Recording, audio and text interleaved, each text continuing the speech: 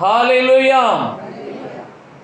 கர்த்தராகிய இயேசு கிறிஸ்து நாமத்தினால் அடியேன் உங்கள் யாவரையும் அன்போடு வாழ்த்தி வரவேற்கிறேன். இப்பொழுதும் தீத்து 1வது அதிகாரத்தின் 14வது வசனத்தினை நாம் எல்லோரும் இணைந்து வாசிப்போமாக.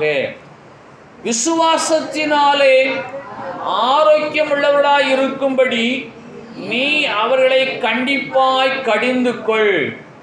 சுத்தமுள்ளவர்களுக்கு சகலமும் சுத்தமாயிருக்கும், அசுத்தமுள்ளவர்களுக்கும் அவிசுவாசம் உள்ளவர்களுக்கும் ஒன்றும் சுத்தமாயிராது. அவருடைய புத்தியும் மனச்சாட்சியும் அசுத்தமாயிருக்கும் என்று தீத்து 1வது அதிகாரத்தின் 14வது மற்றும் 15வது வசனம் நமக்கு மனிதனுடைய நிலையை குறித்து போதிக்கிறது. விசுவாசத்திலே ஆரோக்கியமுள்ளவர்களாய் இருக்கும்படி, விசுவாசத்தினாலே அல்ல, விசுவாசத்திலே ஆரோக்கியமுள்ளவர்களாய் இருக்கும்படி நீ அவர்களை கண்டிப்பாய் கடிந்து கொள். ஆரோக்கியமான வாழ்வு, தேக ஆரோக்கியம். இந்த ஆரோக்கியம் என்றால் சுகம், நலம், மகிழ்ச்சி, சந்தோஷம் போன்ற வார்த்தைகளை தனக்குள்ளாக கொண்டிருக்கிற ஒரு வார்த்தை. விசுவாசத்திலே ஆரோக்கியம், ஆரோக்கியமான விசுவாசம். அவருடைய உறவு அவ்வளவு ஆரோக்கியமாக இல்லையே என்று சொல்ல கேட்கிறோம். உங்களுக்கும் உங்கள் குடும்பத்திற்கும் அந்த குடும்பத்திற்கும் உள்ள உறவின் நிலை என்ன? அது சொல்லிக்கொள்ளத்தக்கதாக அவ்வளவு ஆரோக்கியமாக இல்லை. உங்கள் தொழில் எவ்வளவாய் நடந்து கொண்டிருக்கிறது? மெச்சிக்கொள்ளும்படியாக, திருப்தி அடையும்படியாக ஆரோக்கியமான சூழ்நிலை இல்லை. உங்களுடைய துணைவியார் மிகவும் பலவீனமாக இருந்தார்களே, அவர்கள் இப்போது எப்படி இருக்கிறார்கள்? ஆரோக்கியமாக இருக்கிறார்கள். விசுவாசத்திலும் நீங்கள் ஆரோக்கியமாக இருக்கிறீர்களா? ஆரோக்கியமான விசுவாசம். இதுவரையிலும் ஆரோக்கியம் என்று சொன்னாலே சரீர நலனை, சரீர பலனை, சரீர சுகத்தை மாத்திரமே நாம் எண்ணிக்கொண்டிருந்தோம். தீத்து 1வது அதிகாரத்தின் 14வது வசனத்தை வாசிக்கையில் ஆரோக்கியம் விசுவாசத்திலும் உண்டாயிருக்க வேண்டிய அவசியத்தை வேதம் நமக்கு இன்றைக்கு கோடிட்டு காட்டுகிறது, சுட்டி காட்டுகிறது, நம்முடைய அறிவுக்கு கொண்டு வருகிறது. ஆகவே புதிய ஏற்பாட்டிலே 295வது பக்கத்திலே தீத்து 1வது அதிகாரத்தின் 14வது வசனம் சொல்லுகிறது, விசுவாசத்திலே ஆரோக்கியமுள்ளவர்களாக இருக்கும்படி நீ அவர்களை கண்டிப்பாய் கடிந்து கொள். இக்காலங்களிலே கடிந்து கொள்ள வாய்ப்பே கிடையாது. ஆனால் அக்காலத்தில் பவுல் எழுதக்கூடிய கடிதத்தில் சொல்லுகிறார், விசுவாசத்தில் ஆரோக்கியம் உள்ளவர்களாக இருக்க வேணும் உன்னுடைய விசுவாச பிள்ளைகள். சுத்தமுள்ளவர்களுக்கு சகலமும் சுத்தமாக இருக்கும், அசுத்தமுள்ளவர்களுக்கும் அவிசுவாசம் உள்ளவர்களுக்கும் ஒன்றும் சுத்தமாயிராது. ஆகவே விசுவாசத்திலே ஆரோக்கியம் உள்ளவர்களாக இருக்கும்படிக்கு, சுத்தமடையும்படிக்கு நீ அவர்களை கடிந்து கொள். அவருடைய புத்தியும் மனச்சாட்சியும் அசுத்தமாக இருக்கும். அவருடைய புத்தியும் மனச்சாட்சியும் அசுத்தமடையாமல் ஆரோக்கியம் அடையும்படிக்கு, விசுவாசத்திலே அவர்கள் ஆரோக்கியம் அடையும்படியாய் நீ அவர்களை கடிந்து கொள் என்று பரிசுத்த பவுல் தீத்துவுக்கு கடிதம் எழுதுகிறார். நம்முடைய புத்தியும் மனச்சாட்சியும் சுத்தமாக இருக்க வேண்டும் என்று சொன்னால் விசுவாசத்திலே ஆரோக்கியம் காணப்பட வேண்டும். நாம் ஆரோக்கியம் உள்ள விசுவாசம் உள்ளவர்களாக இருக்க வேண்டும்.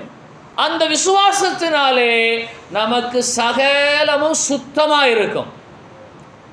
இயேசு மலை பிரசங்கத்தில் சொல்லுகிறார், இருதயத்தில் சுத்தம் உள்ளவர்கள் பாக்கியவான்கள். ஆகவே இருதய சுத்தம், சுத்த இருதயம் உள்ள இஸ்ரவேலருக்கு கர்த்தர் நல்லவராகவே இருக்கிறார்.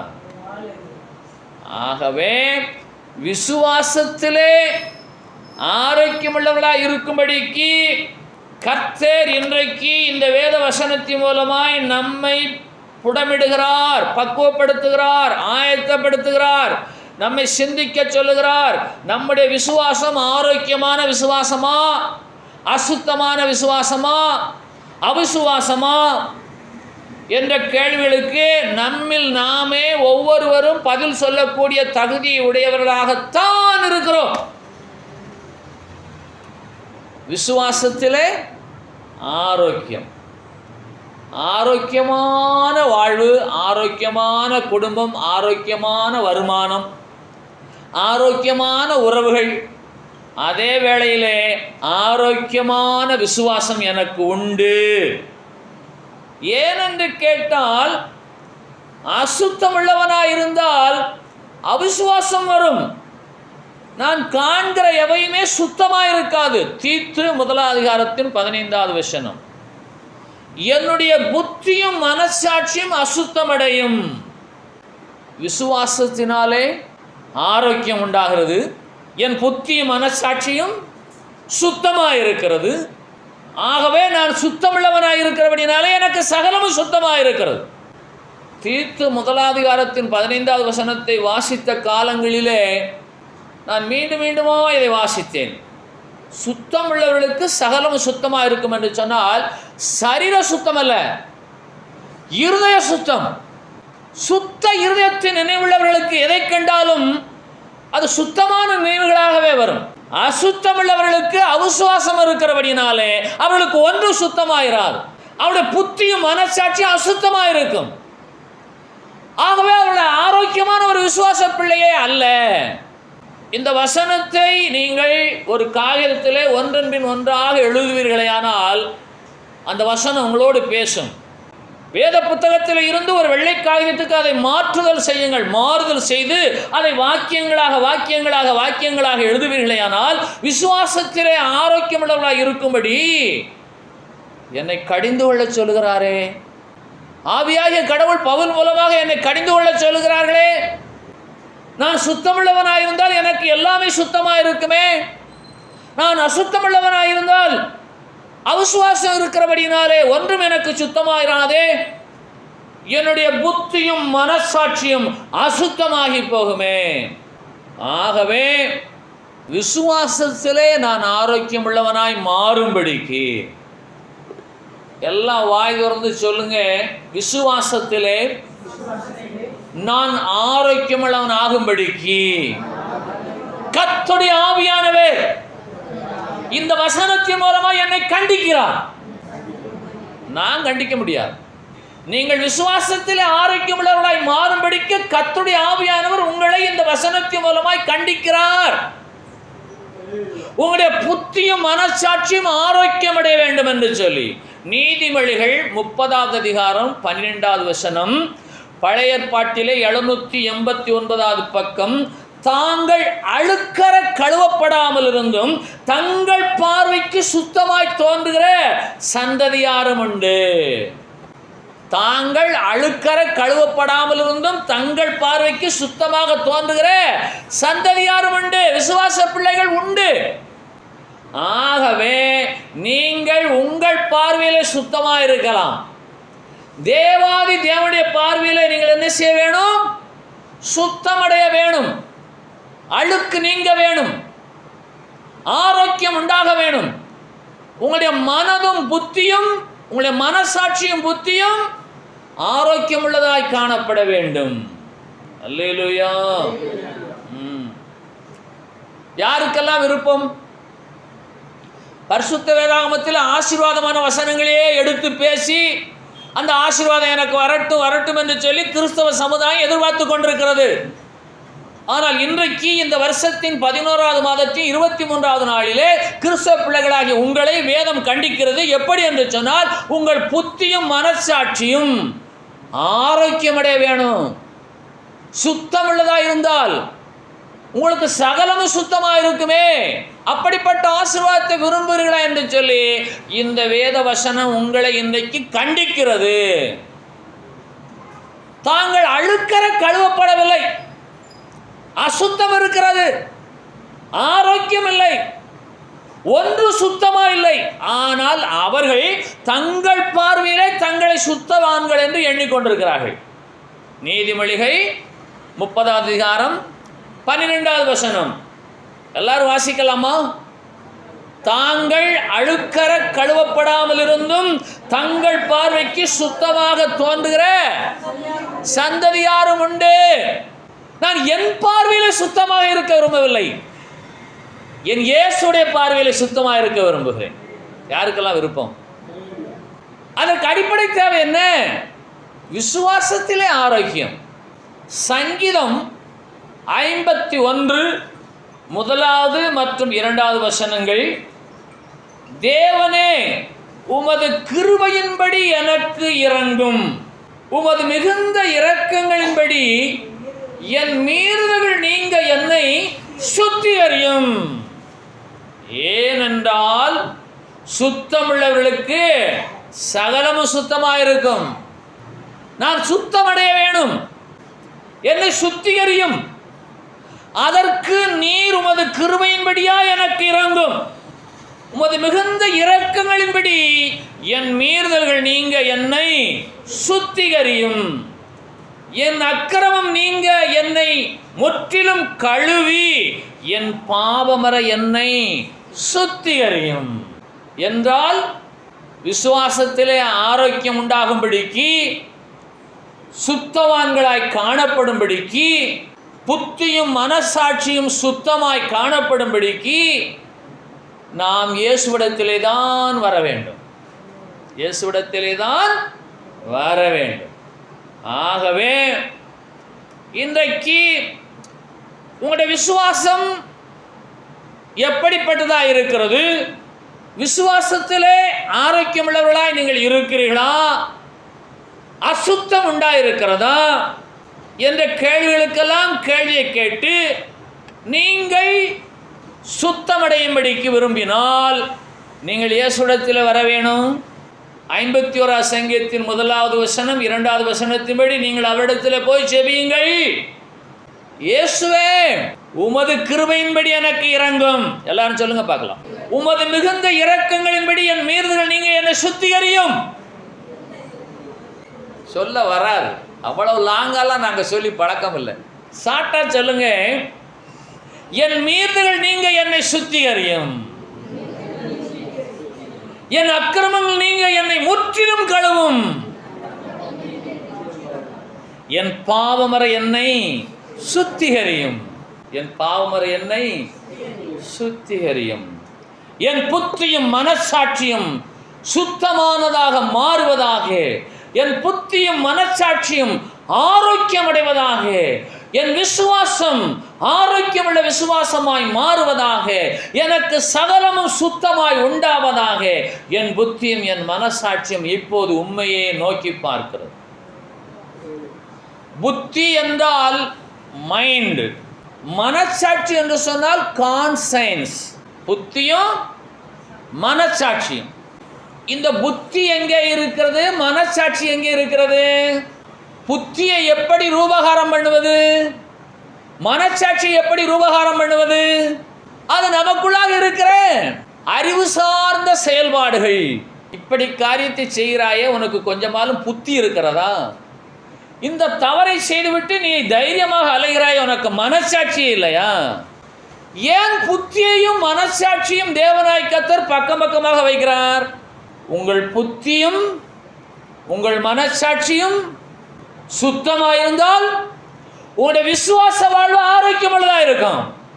உங்களுடைய புத்தியும் உங்களுடைய மனசாட்சியும் சுத்தமாக இருந்தால் உங்களுடைய விசுவாசம் ஆரோக்கியமான விசுவாசமாக இருக்கும். நீங்கள் காண்கிறதெல்லாம் சுத்தமாக இருக்கும், எல்லாமே உங்களுக்கு சுத்தமாக இருக்கும்.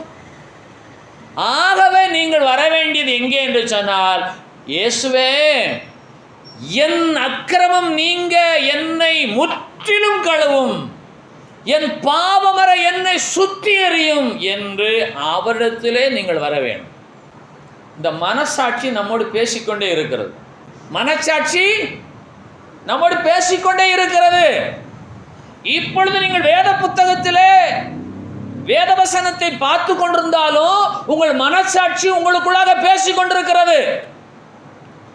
இது மனிதனுக்குள்ளாக தொடர்ந்து நடக்கக்கூடிய இயல்பான நிகழ்வு. இதற்காக எந்த பிரயாசமும் நீங்கள் மேற்கொள்ள வேண்டிய அவசியமே இல்லை. நீங்கள் வேத புத்தகத்திலே வேத வசனங்களை வாசித்து கொண்டிருந்தாலும் நீங்கள் ஓரமாக பார்க்கையிலே ஒருவேளை மழை வருமோ என்று சொல்லி உங்கள் மனச்சாட்சி உங்களோடு பேசுகிறது. இந்த வேத வசனங்களையெல்லாம் உங்கள் காதுகளிலே கேட்டு உங்கள் மனதில் இருத்தி கொண்டிருக்கிறீர்கள், நீங்களும் சிந்திக்கிறீர்கள் என்னோடு கூட சேர்ந்து. ஆனாலும் இந்த மனச்சாட்சி என்ன செய்கிறது? உங்களுடைய வீட்டிற்கு செல்லுகிறது. நான் வரும்போது என் வீட்டின் பூட்டை சரியாக பூட்டினேனா? புத்தி மனச்சாட்சி இரண்டும் விசுவாசத்திலே ஆரோக்கியமடையும்படிக்கு சுத்தமுள்ளதாக இருக்க வேண்டும். இந்த வசனங்களையெல்லாம் குறிப்பெடுத்தால் நீங்கள் உங்கள் இல்லத்திலே அமர்ந்து நீங்களே தியானியுங்கள். என் புத்தி எப்படிப்பட்டதாக இருக்கிறது? என் மனசாட்சி என்னை குத்துகிறதா? ஒரு ஸ்திரியை கொண்டு வருகிறார்கள் இயேசுவிடத்திலே, வேதாகம சரித்திரத்திலே பார்க்கிறோம். அவளை கல்லறிந்து கொள்ள வேண்டும் என்று ஜனங்கள் எல்லாம் சொல்லுகிறார்கள். இயேசு ஒரு வார்த்தையை சொல்கிறார், உங்களில் பாவம் இல்லாதவன் அவள் மேல் முதலாவது கல்லறிய கடவன் என்று சொன்ன உடனே அங்கே இருந்த சிறியவர்கள் பெரியவர்கள் எல்லோரும் கடந்து போய்விட்டார்களாம். சிறியவர் முதலும் பெரியோர் வரையிலும், சிறியோர் முதல் பெரியோர் வரையிலும் தங்கள் மனச்சாட்சியினால் கடிந்து கொள்ளப்பட்டார்கள். அவர்கள் தங்கள் மனச்சாட்சியினால் கடிந்து கொள்ளப்படுவதற்கு காரணம் என்ன என்று கேட்டால், விசுவாசத்திலே அவர்கள் ஆரோக்கியமுள்ளவர்களாய் காணப்பட்டார்கள். இயேசு சொன்ன வார்த்தையை விசுவாசித்து அதை ஆரோக்கியமாக ஏற்றுக்கொண்டார்கள். அந்த ஜனங்களுடைய விசுவாசத்திலே ஆரோக்கியம் இருந்தபடினாலே அவருடைய மனச்சாட்சியினாலே அவர்கள் கடிந்து கொள்ளப்பட்டு அந்த ஸ்திரியை விட்டு தூரமாய் விலகி போனார்கள். யாருக்கெல்லாம் புரிகிறது? ஆகவே இன்றைக்கு நாம் யாரும் நம்மை கண்டிக்க வேண்டாம். நம்முடைய மனச்சாட்சிக்கு நாம் கீழ்ப்படிந்தால் போதும். இந்த உலகத்தில் எந்த சட்டங்களும் எந்த காவல்துறையும் எந்த நீதிமன்றங்களும் ஒருத்தனுக்கு நியாயம் சொல்ல முடியாது, நீதி சொல்ல முடியாது, அவனை கண்டிக்க முடியாது. அவன் அவனுடைய மனச்சாட்சிக்கு அவன் கீழ்ப்படிந்தானால் அவனுடைய விசுவாசத்திலே அவன் ஆரோக்கியம் உள்ளவனாய் காணப்படும். உங்களுடைய மனச்சாட்சிக்கு நீங்கள் பயந்து வாழுங்கள், உங்களுடைய புத்தியிலே நீங்கள் கீழ்ப்படியுங்கள். ஆகவே தான் கர்த்தருடைய ஆவியாகிய தெய்வம் சொல்லுகிறார், அவருடைய புத்தியும் மனசாட்சியும் அசுத்தமாயிருந்தால் அங்கே ஆரோக்கியமான விசுவாசம் இருக்காது. ஆகவே சிறியோர் முதல் பெரியோர் வரையிலும் அதுவரையிலும் மனம் போல கல்லெறிந்து கொன்று கொண்டே இருந்தார்கள் அநேகரை. இன்றைக்கு இயேசு வந்தார். இயேசு வந்து சொல்லுகிறார், உங்களில் பாவம் இல்லாதவர்கள் முதலாவது அவள் மேல் கல்லறிய கடவுள் என்று சொன்னவுடனே சிறியோர் முதல் பெரியோர் வரைக்கும் ஒவ்வொருவராய் போய்விட்டார் என்று சொன்னால், இயேசு சொன்ன வார்த்தையை விசுவாசிக்கக்கூடிய ஆரோக்கியமுள்ள விசுவாசமான வாழ்வும் ஆரோக்கியமான மனசாட்சியும் ஆரோக்கியமான புத்தியும் அவர்களுக்குள்ளாக இருந்தபடினாலே அவர்கள் தங்களை தாங்களே நிதானித்து பார்த்து பாவ செய்கைக்கு தங்களை விலக்கி காத்து கொண்டார்கள். கரங்களை வைத்து கர்த்தரை மேம்படுத்தலாமா? இன்றைக்கு நாம் சர்வ சாதாரணமாக பார்க்கிறோம், குற்றங்களை சொல்லுகிறோம். ஆகவே தீத்து 1 15வது வசனம் சொல்லுகிறது, சுத்தம் உள்ளவர்களுக்கு சகலமும் சுத்தமாக இருக்கும், அசுத்தம் உள்ளவர்களுக்கும் அவிசுவாசிகளுக்கும் ஒன்றும் சுத்தமாயிராது. எல்லாமே கரையாக அசுத்தமாக குற்றமாக குறையாக சொல்லிக்கொண்டே இருப்பார்கள். ஆகவே இன்றைக்கு என்னுடைய புத்தி சுத்தமடையட்டும், என்னுடைய மனச்சாட்சி என்னை குத்துகிறது, அதற்கு நான் கீழ்ப்படியட்டும். இயேசுடத்தில் வந்து, இயேசுவே என் அக்கிரமம் நீங்க என்னை முற்றிலும் கழுவும், என் பாவமற என்னை சுத்திகரியும் என்று நீங்கள் கேட்டால் கர்த்தருடைய ஆவியாகிய தெய்வம் அந்த வழியிலே உங்களை நடத்துவார். விசுவாசத்தில் ஆரோக்கியமுள்ள வாழ்வு நீங்கள் வாழ முடியும். எபிரேயர் 9வது அதிகாரம் 14வது வசனம், புதிய ஏற்பாட்டிலே 305வது பக்கம், நித்திய ஆவியினாலே தம்மை தாமே பழுதற்ற பலியாக தேவனுக்கு ஒப்பு கொடுத்த கிறிஸ்துடைய இரத்தம் ஜீவனுள்ள தேவனுக்கு ஊழியம் செய்வதற்கு உங்கள் மனச்சாட்சியை செத்த கிரியைகளற சுத்திகரிப்பது எவ்வளவு நிச்சயம். தேவனே, உமது கிருபையின்படி எனக்கு இரங்கும், உமது மிகுந்த இரக்கடிபடி என் மீறுதல் நீங்க என்னை சுத்திகரியும், என் அக்கிரமம் நீங்க என்னை முற்றிலும் கழுவி அருளும், என் பாவமற என்னை சுத்திகரியும் என்று சொன்னால் கிறிஸ்துவுடைய இரத்தம் நம்முடைய மனச்சாட்சியை சுத்திகரிப்பது எவ்வளவு நிச்சயம். அல்லேலூயா. எபிரேயர் 9:14 நித்திய ஆவியினாலே. எல்லாருமே சொல்லுங்கள், என்ன ஆவி? நித்திய ஆவி, இருக்கிற வண்ணமாகவே இருக்கிற ஆவி. அந்த ஆவி யாரிடத்தில் இருந்தது? இயேசுவிடத்திலே இருந்தது. நித்திய ஆவியினாலே தம்மை தாமே பழுதற்ற பலியாக தேவனுக்கு ஒப்பு கொடுத்து இயேசு கிறிஸ்துவின் ரத்தம் ஜீவனுள்ள தேவனுக்கு ஊழியம் செய்வதற்கு உங்கள் மனசாட்சியை செத்த கிரிகளற சுத்திகரிப்பது எவ்வளவு நிச்சயம். ஆச்சரியக்குறி போடப்பட்டிருக்கிறது, கேள்விக்குறி அல்ல. முடியும், ஒரு ஆச்சரியக்குறி. அடிப்படை தேவை என்ன? எபிரேயர் 9:14 முதன்மைப்படுத்தப்பட்டிருக்கிற வார்த்தை என்ன? நித்திய ஆவியினாலே. இயேசுவிடத்தில் இருந்த ஆவி எப்படிப்பட்ட ஆவி? நித்திய ஆவி, சத்திய ஆவி, மாறாத ஆவி, நிலைவரமான ஆவி, நிரந்தரமான ஆவி. இந்த ஆவியுடைய இயேசு தம்முடைய இரத்தத்தினாலே நம்மை சுத்திகரிப்பது அதிக நிச்சயம். ஒரு ஐயா என்னிடத்தில் கேட்டார்கள், இயேசு கிறிஸ்துவின் ரத்தத்தின் வல்லமை என்ன? ஏன் இயேசுவின் ரத்தம் ஜெயம் என்று சொன்ன உடனே பொல்லாதவன் பயந்து நடுங்குகிறான். பாவத்திற்கு பரிகாரமாக ரத்தம் சிந்தப்பட வேண்டும் என்பது முழு உலகமும் ஏற்றுக்கொண்ட ஒரு கொள்கை, நடைமுறை சத்தியம், மாறாத சத்தியம். ஆகவே ஆடுகளை பலியிடுகிறார்கள், கோழிகளை பலியிடுகிறார்கள், ஒட்டகங்களை பலியிடுகிறார்கள், எருமைகளை பலியிடுகிறார்கள். இன்னும் ஒருபடி மேலாக தான் பெற்ற பிள்ளைகளையே பலியிடுகிறார்கள். கல்கத்தா பட்டணத்திலே ரத்தம் சிந்துதல் இல்லாமல் பாவ மன்னிப்பு உண்டாகாது என்று வேதமும் சொல்லுகிறது. எபிரேயர் 9:14 சொல்லுகிறது, கிறிஸ்துவின் ரத்தம் உங்கள் மனசாட்சியை சுத்திகரிப்பது எவ்வளவு நிச்சயம். காரணம் என்ன? நித்திய ஆவியுடையவராய் இயேசு இருந்தார். ஒரு அல்ல சொல்லுங்க. ஆகவே இப்போது சங்கீதம் 51:10 தேவனே சுத்த இருதயத்தை என்னிலே சிருஷ்டியும், நிலைவரமான ஆவியை என் உள்ளத்திலே புதுப்பியும். நித்திய ஆவி, நிலைவரமான ஆவி, மாறாத ஆவி, முறியாத ஆவி, நிரந்தரமான ஆவி, இருக்கிறவனமாக இருக்கிற ஆவி இயேசுவிடத்தில் இருந்தபடியினாலே அந்த இயேசு கிறிஸ்துவின் ரத்தம் நம்முடைய மனசாட்சியை சுத்திகரிப்பதற்கு வல்லமுள்ளதாக இருக்கிறது. நித்திய ஆவியுடைய கர்த்தர் இயேசுவுடைய ரத்தம் நம்முடைய மனசாட்சியை சுத்திகரிப்பதற்கு வல்லமுள்ளதாக இருக்கிறது. ஏனென்று கேட்டால் உபாகமம் 19:21 வசனத்தின் மையப்பகுதி ஜீவனுக்கு ஜீவன். உபாகமம் 19:21 பழைய ஏற்பாட்டில் 248 பக்கம். ஜீவனுக்கு ஜீவன், கண்ணுக்கு கண், பல்லுக்கு பல், கைக்கு கை, காலுக்கு கால் கொடுக்கப்பட வேண்டியது பழைய ஏற்பாட்டில். ஒருவன் ஒருவனை கொலை செய்தால் கொலை செய்தவன் கொலை செய்யப்பட வேண்டும், பழைய ஏற்பாடு சட்டம். இந்த சட்டம் இன்றைக்கு அரபு தேசங்களிலே நடைமுறையிலே இருக்கிறது. ஒருவன் ஒருவனை கொலை செய்தால் கொலை செய்தவன் கொலை செய்யப்பட வேண்டும். ஜீவனுக்கு ஜீவன், கண்ணுக்கு கண், பல்லுக்கு பல், கைக்கு கை, காலுக்கு கால் கொடுக்கப்பட வேண்டும். இது பழைய ஏற்பாடு சட்டம். ஆனால் இயேசு என்ன செய்தார்? முழு உலக ஜனங்களின் பாவத்திற்கு பரிகாரமாக, முழு உலக ஜனங்களின் பாவத்திற்கு பரிகாரமாக ஜீவனை கொடுத்தார். பழைய ஏற்பாட்டிலே ஜீவனை எடுத்தவனுடைய ஜீவன் பறிக்கப்பட்டது. புதிய ஏற்பாட்டிலே பாவத்திற்கு பரிகாரமாக இவர் தம்முடைய ஜீவனையே கொடுக்கிறபடினாலே அவனுடைய ஜீவன் காக்கப்பட வேண்டும்.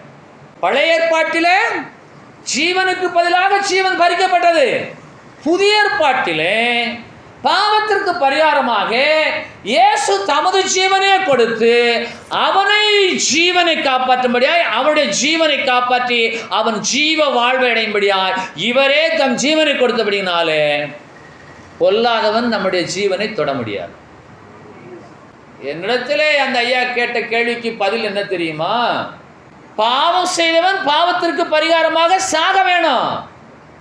ஆனால் பாவத்திற்கு பரிகாரமாக இயேசு தம்முடைய ரத்தத்தை சிந்தி நம்முடைய ஜீவனை மீட்டிருக்கிறபடினாலே. பழைய ஏற்பாட்டிலே கொலை செய்தவன் கொலை செய்யப்பட வேணும். புதிய ஏற்பாட்டிலே கொலை செய்தவனுடைய பாவத்தை இயேசு தம்முடைய ரத்தத்தினாலே கழுவி அவனை சுத்திகரித்து அவனை பரிசுத்தவானாய் மாற்றுகிறார். ஆகவே லேவியராகமம் 24வது அதிகாரத்தின் 17வது வசனம், ஒரு மனிதனை கொல்லுகிறவன் எவனோ அவன் கொலை செய்யப்பட வேண்டும். லேவியராகமம் 24வது அதிகாரம் 17வது வசனம், பழைய ஏற்பாட்டில் 159வது பக்கம், ஒரு மனிதனை கொல்லுகிறவன் எவனோ அவன் கொலை செய்யப்பட வேண்டும். லேவியராகமம் 17வது அதிகாரத்தின் 14வது வசனம், பக்கம் 149, பழைய ஏற்பாட்டிலே லேவியராகமம் 17வது அதிகாரம் 14வது வசனம், சகல மாம்சத்துக்கும் இரத்தம் உயிராயிருக்கிறது, இரத்தம் ஜீவனுக்கு சமானம். இயேசு கிறிஸ்துவின் இரத்தம் நம்முடைய மனசாட்சியை எப்படி சுத்திகரிக்க என்று சொன்னால், அசுத்தமான, பாவமான, அழுக்கடைந்த ஒரு மனிதனுடைய மனசாட்சியை இயேசு கிறிஸ்துவின் இரத்தம் சுத்திகரிக்க காரணம் என்ன என்று கேட்டால், அவர் நம்முடைய ஜீவனை மீட்கும்படியாய் தம்முடைய ஜீவனாகிய ரத்தத்தை சிந்தி நம்மை மீட்டிருக்கிறபடினாலே, அந்த இயேசு கிறிஸ்துவின் ரத்தத்தினாலே பொல்லாதவன் நம்மை தொட முடியாது. காரணம் என்ன? ஜீவனுக்கு ஜீவன், கண்ணுக்கு கண், பல்லுக்கு பல். பாவம் செய்தவன் பாவத்திலே தான் மாள வேணும். ஆனால் அந்த பாவத்திற்கு பரிகாரமாக இயேசு தமது ஜீவனாகிய இரத்தத்தை நமக்கு ஈடாக, நமக்கு கிரயமாக செலுத்தி இருக்கிறபடினாலே, அந்த இயேசு கிறிஸ்துவின் ரத்தம் ஜெயம் என்று சொன்னவுடனே அந்த பொல்லாதவன் நம்மை தொட முடியாது. தொட முடியாது. ஜீவனுக்கு ஈடாக ஜீவன் பறிக்கப்பட்டது பழைய ஏற்பாடு. ஜீவனை காக்கும்படியாக ஜீவனை கொடுக்கப்பட்டது புதிய ஏற்பாடு. அந்த ஜீவனை கொடுத்தவர், தமது ஜீவனின் ரத்தமாக நமக்காக கொடுத்தவர் இயேசு கிறிஸ்து. அப்போ வசனம் என்ன சொல்லுகிறது? சகல மாம்சத்துக்கும் ரத்தம் உயிர். அப்ப இயேசு தம்முடைய ரத்தத்தை கொடுத்தார் என்று சொன்னால் தம்முடைய உயிரை கொடுத்தார். இந்த ரத்தம் ஜீவனுக்கு சமானம். தம்முடைய ஜீவனையே கொடுத்தார். ஆகவே லேவியராகமம் 17வது அதிகாரத்தின் 14வது வசனம் பாருங்கள், ரத்தம், உயிர், ஜீவன் 3 வார்த்தைகளை கொண்டுதான் இருக்கிறது. மார்க்கு 10வது அதிகாரம் 45வது வசனம், வசனத்தின் பிற்பகுதி, அநேகரை மீட்கும் பொருளாக தம்முடைய ஜீவனை கொடுக்க வந்தார் இயேசு. அநேகரை மீட்கும் பொருளாக தம்முடைய இரத்தத்தை, தம்முடைய உயிரை, தம்முடைய ஜீவனை கொடுக்கும்படியாக இயேசு இந்த உலகத்திற்கு வந்தார். 1 தீமோத்தேயு 2வது அதிகாரம் 6வது வசனம், எல்லாரையும் மீட்கும் பொருளாக தம்மை ஒப்பு கொடுத்த மனுஷனாகிய கிறிஸ்து இயேசு நித்திய ஆவியினாலே தம்மை தாமே பழுதற்ற பலியாக தேவனுக்கு ஒப்பு கொடுத்தபடினாலே இயேசு கிறிஸ்துவின் ரத்தம் உங்கள் மனசாட்சியை செத்த கிரியைகளற சுத்திகரிப்பது அவ்வளவு நிச்சயம், எவ்வளவு நிச்சயம். மார்க்கு 10வது அதிகாரத்தின் 45வது வசனத்தின் பிற்பகுதியையும் எபிரேயர் 9வது அதிகாரத்தின் 14வது வசனத்தின் தொடர்ச்சியை நீங்கள் இணைத்து வாசித்து பாருங்கள். அநேகரை மீட்கும் பொருளாக தம்முடைய ஜீவனை கொடுக்கும்படியாய் வந்த இயேசு நித்திய ஆவியினாலே தம்மை தாமே பழுதற்றபடியாக தேவனுக்கு ஒப்பு கொடுத்தபடினாலே இயேசு கிறிஸ்துவின் ரத்தம் நம்மை மீட்கும்படியாக வந்த ரத்தம். அந்த ரத்தத்தை உச்சரிப்பமையானால் பொல்லாதவன் நம்மை தொட முடியாது. ஆகவே எல்லோரையும் மீட்கும் பொருளாக உலகத்தில் உள்ள சகல ஜனங்களின் பாவத்திற்கு பரிகாரமாக உயிரை தந்த இயேசு, ரத்தத்தை சிந்தின இயேசு, ஜீவனை தந்த இயேசு, ஜீவனுக்கு ஈடாக ஜீவன் பறிக்கப்படாதபடிக்கு, ஜீவன் உண்டாயிருக்கும்படிக்கு தமது ஜீவனை, தமது ரத்தத்தை, தமது உயிரை சிலுவையில கொடுத்தபடினாலே இயேசுவின் ரத்தம் ஜெயம் என்று எந்த மனச்சாட்சி உச்சரித்துக் கொண்டே இருக்குமோ அந்த மனச்சாட்சி சுத்தமுள்ள மனச்சாட்சியாய் மாற பரிசுத்தாகிய இயேசு உதவி செய்கிறவராக இருக்கிறார். பரிசுத்தாகிய தெய்வம், பரிசுத்தர் இயேசு நமக்கு உதவி செய்கிறவராக இருக்கிறார்.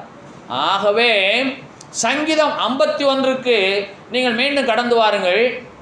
தாவீது பாவம் செய்து விட்டார். அவருடைய இருதயம், அவருடைய மனச்சாட்சி அவரை குத்துகிறது. ஆக அவர் சொல்லுகிறார், தேவனே உமது கிருபையின்படி எனக்கு இறங்குமே, உமது மிகுந்த இரக்கலின்படி என் மீறுதல்கள் நீங்க என்னை சுத்திகரியுமே, என் அக்கிரமம் நீங்க என்னை முற்றிலும் கழுவுமே, என் பாவமறை என்னை சுத்திகரியுமே என்று தாவீது தேவனிடத்திலே கேட்கிறார். அதே தாவீதின் சந்ததியிலே வந்த இயேசு பல ஆயிரம் ஆண்டுகளுக்கு பின்பாக பாவத்தை போக்கும் ஜீவ பலியாக ரத்தம் சிந்தி ஜீவனை கொடுத்து உயிரை விட்டு நம்மை காத்திருக்கிறபடினாலே நம்முடைய பாவத்திற்கு, நம்முடைய அக்கிரமங்களுக்கு, நம்முடைய மீறுதலுக்கு ஈடாக தம்முடைய உயிராகிய ரத்தமாக ஜீவனையை இயேசு கொடுத்திருக்கிறார். ஆனபடினாலே இயேசுவின் ரத்தம் ஜெயம் என்று சொன்னால் பொல்லாங்க நம்மை தொட முடியாது. இது பெரிய ஒரு ஆவிக்குரிய நிகழ்வு. இதற்கு ஆதாரங்கள் கிடையாது. இன்றைக்கும் மாற்று மதத்தார் கேட்கிறார்கள், அது என்ன ஆவி, ஆத்மா, சரீரம், அது என்ன பிதா, குமாரன், பரிசுத்தாவி, அப்ப 3 கடவுளா? ஒரே கடவுள் என்று சொல்லுகிறீர்கள். பிதாவாகிய தேவன், குமாரனாகிய கிறிஸ்து, பரிசுத்தாவிய தெய்வம் என்று 3ஆக பிரிக்கிறீர்கள். என்ன என்று கேட்டால், இந்த நிமிடம் வரையிலும் ஒருவரால் விளக்கி சொல்ல முடியாத ஒரு மாபெரும் தத்துவம் 3. அதுதான் பிதா, குமாரன், பரிசுத்தாவி. 3 மிக முக்கியம். கணவனும் மனைவி இருக்க வரையில் அவர்கள் தம்பதிகள். பிள்ளைகள் வந்தால் தான் குடும்பம். கணவன், மனைவி, பிள்ளைகள் இருந்தால் தான் குடும்பம். ஆவி, ஆத்மா, சரீரம் இணைந்திருந்தால் தான் மனிதன். பிதா, குமாரன், பரிசுத்தாவி இருந்தால் தான் உலகமே. ஆகவே கர்த்தராகிய இயேசு நித்திய ஆவியினாலே, உங்களுடைய ஆவி நித்திய ஆவியாக இருக்குமேயானால் எதில நித்திய ஆவியாக இருக்க வேணும்? என் மனசாட்சி நித்திய காலமாய் நித்திய ஆவியாகி அவரை சார்ந்திருந்தால், நித்திய ஆவியினாலே தம்மை தாமே யாரும் அவருக்கு சொல்லவில்லை, நித்திய ஆவியினாலே தம்மை தாமே பழுதற்ற பலியாக பிதாவாகிய தேவனுக்கு ஒப்பு கொடுத்த கிறிஸ்துவின் ரத்தம் உங்கள் மனசாட்சியை சுத்திகரிக்க காரணம் என்ன என்று கேட்டால், நீங்கள் நித்திய ஆவியை உடையவர்களாயிருந்து உங்களை நீங்கள் பிதாவாகிய தேவனுக்கு ஒப்பு கொடுத்தால், நித்திய ஆவியினாலே பரிசுத்த தெய்வம் உங்களுக்குள்ளாக இருந்து உங்களுடைய மனசாட்சியை செத்த கிரியைகளற சுத்திகரிப்பார் என்பது நிச்சயம். எல்லாருமே புறம்பான சுத்தவான்கள். நம்முடைய சரீரம் புறம்பாக சுத்தமாக இருக்கிறது. ஆனால் மனசாட்சி சுத்தமுடைய தேவை என்ன? நித்திய ஆவி, நிலைவரமான ஆவி, மாறாத ஆவி, முறியாத ஆவி, நிரந்தரமான ஆவி. அது என்ன ஆவி? பிதாவாகிய தேவனுக்கு என்னை நானே பழுதற்ற பலியாக ஒப்பு கொடுக்க வேண்டும் என்று நீங்கள் எண்ணுவீர்களேயானால், உங்கள் மனசாட்சியில் அதை நீங்கள் விசுவாசிப்பீர்களேயானால், நீங்கள் சுத்திகரிக்கப்படுவீர்கள். எப்படி சுத்திகரிக்கப்படுவோம்? எனக்கு ஜீவன் உண்டாயிருக்கும்படிக்கு இயேசு தமது ஜீவனை கொடுத்தபடினாலே என் ஜீவனை பறிக்க பொல்லாதவனுக்கு அதிகாரம் இல்லை. மறுபடியும் சொல்லட்டுமா? எனக்கு ஜீவன் உண்டாயிருக்கும்படிக்கு இயேசு தமது ஜீவனை கொடுத்தபடினாலே பொல்லாதவன் என் ஜீவனை தொட முடியாது. அப்போது பிதாவாகிய தேவன் சொல்லுவார், அவனுடைய ஜீவனை மாத்திரம் நீ தொடாதே என்று யோபுவை பார்த்து சொல்லுவார். சொல்லியிருக்கிறாரா இல்லையா? இதோ அவனுக்கு உண்டான எல்லாமே உன்னுடைய கரத்தில் இருக்கிறது, அவன் ஜீவனை மாத்திரம் தொடாது. புரியுமா? விசுவாசத்தில் ஆரோக்கியம் உள்ளவர்களாகும்படிக்கு நித்திய ஆவியினாலே உங்களை நீங்களே பழுதற்ற பலியாக பிதாவாகிய தேவனுக்கு ஒப்பு கொடுப்பீர்களே, ஆனால் உங்கள் மனசாட்சி சுத்தமாயிருக்கும். எப்படி மனசாட்சி சுத்தமாயிருக்கும்? அவனுக்குள்ளாக அசுத்தம் வரக்கூடாது. அசுத்தமான நினைவுகளை நீ கொண்டு வராதே. அவனை தவறான வழியில் நடத்தாதே.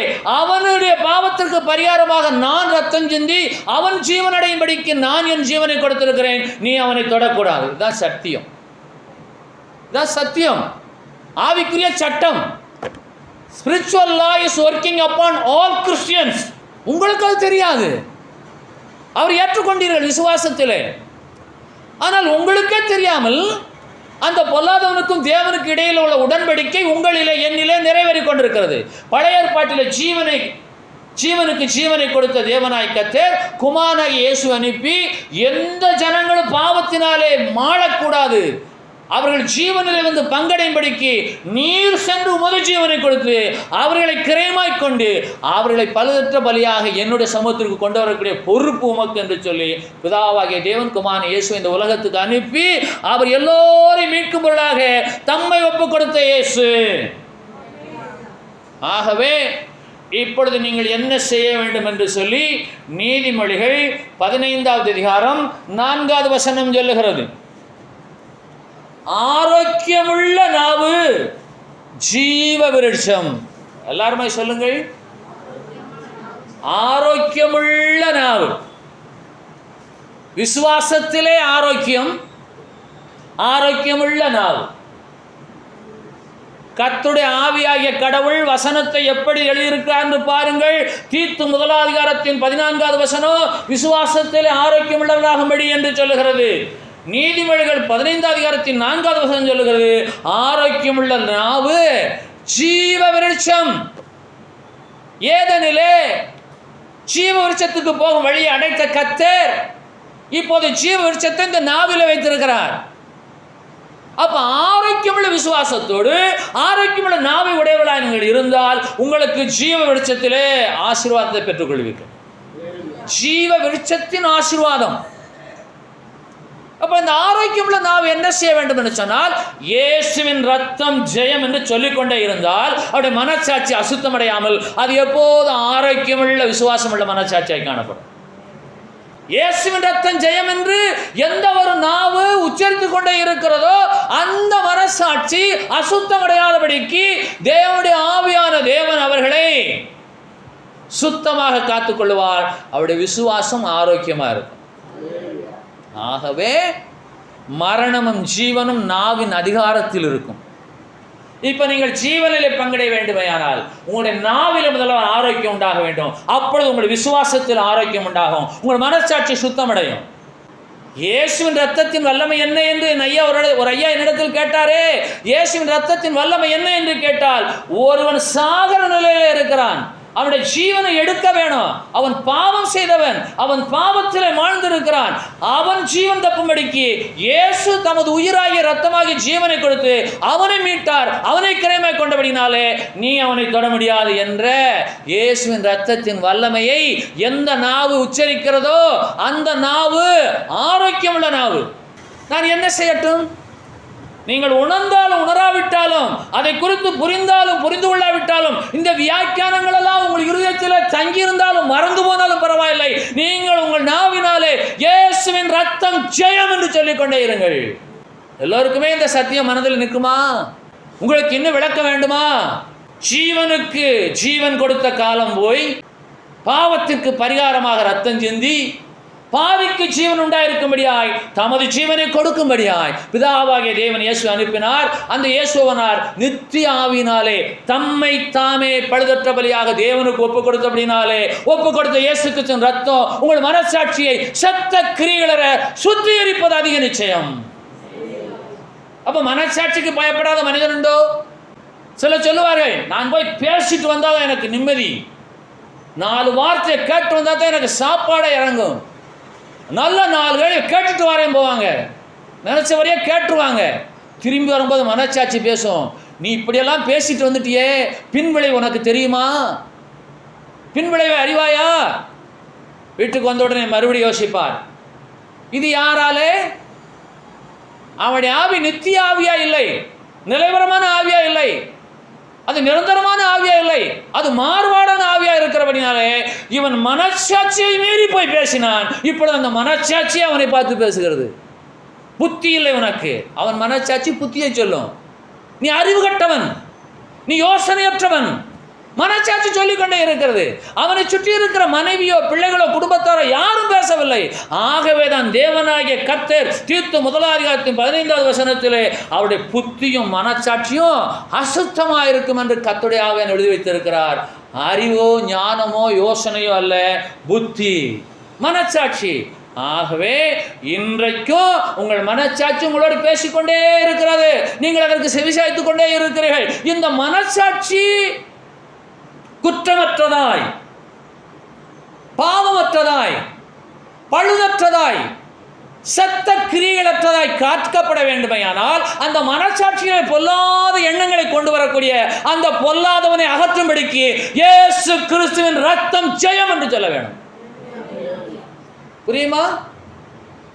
இன்றைக்கும் மனநிலை சரியில்லாத சிலர் பல வாரங்களாக, பல மாதங்களாக, பல வருஷங்களாக அழுக்கடைந்த முடிகள், பராமரிக்கப்படாத சரீரம், மழிக்கப்படாத தாடிகள், அழுக்கான கந்தையான வஸ்திரங்கள் அணிந்து அலைந்து கொண்டிருக்கிறார்கள்.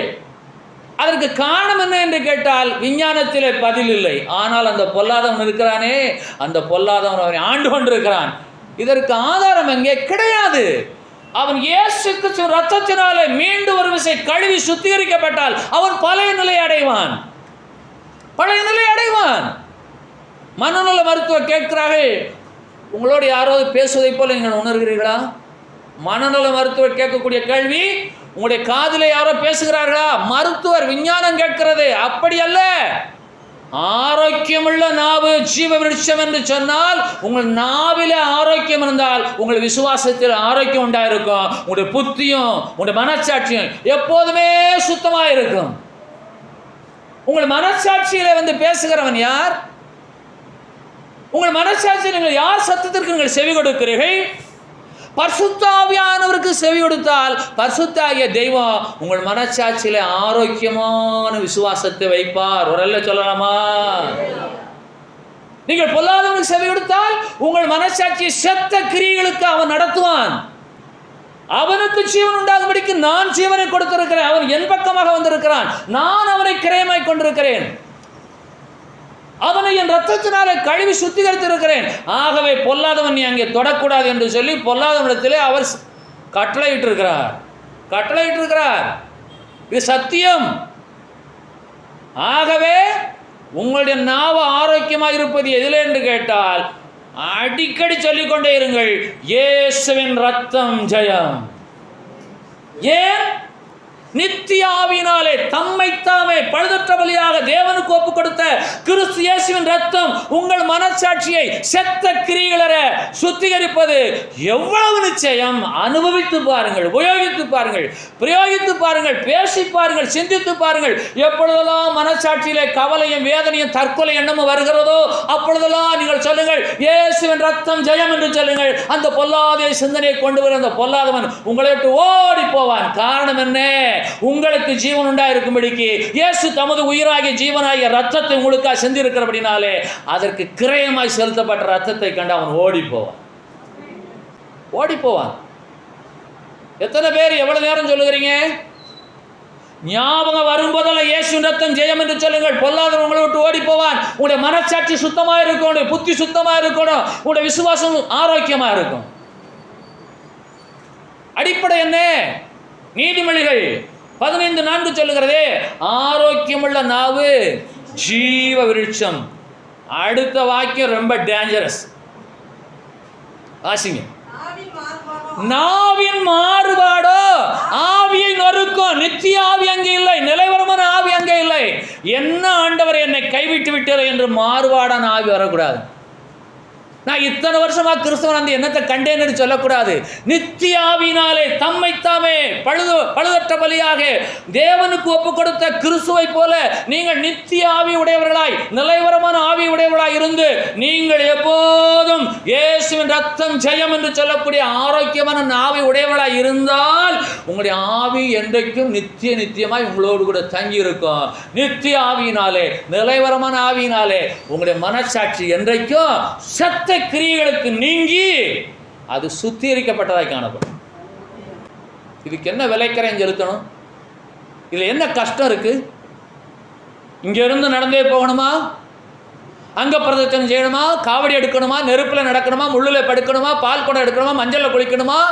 சரீரத்தை கிழிக்கணுமா? ஒன்றுமில்லை. நாவு ஆரோக்கியமுள்ள நாவு ஜீவ விருட்சம். நாவின் மாறுபாடோ ஆவியை நொறுக்கும். யோபு 33:9 எலிகு சொல்லுகிறார், நான் மீறுதல் இல்லாத சுத்தன். எல்லாருமே சொல்லுங்கள், நான் குற்றமற்றவன், என்னில் அக்கிரமம் இல்லை. சொந்தமாக்குவீங்களா? இயேசுவின் ரத்தம் ஜெயம் என்று சொல்லுவதிலே நான் மீறுதல் இல்லாத சுத்தன், அதிலே நான் குற்றமற்றவன், அதிலே என்னிலே அக்கிரமம் இல்லை. என் நாவு ஆரோக்கியமுள்ள நாவு, என் நாவு ஆரோக்கியமுள்ள நாவு. ஆகவே ஒவ்வொரு இமைப்பொழுதும் சொல்லிக்கொண்டே இருங்கள், என் ஜீவனுக்கு ஈடாக இயேசு தமது ஜீவனை கொடுத்திருக்கபடினாலே என் மனச்சாட்சியிலே தற்கொலை எண்ணங்களை அவன் கொண்டு வர முடியாது. என் மனச்சாட்சி வேதனைப்படாது, என் மனச்சாட்சி சமாதானம் அடையும், என் மனச்சாட்சி எப்பவும் சுத்தம் உள்ளதாக இருக்கும். என் புத்தியும் மனச்சாட்சி இயேசு ரத்தத்தினாலே சுத்திகரிக்கப்பட்டிருக்கிறது. எல்லாரும் எழுந்திருப்போம்.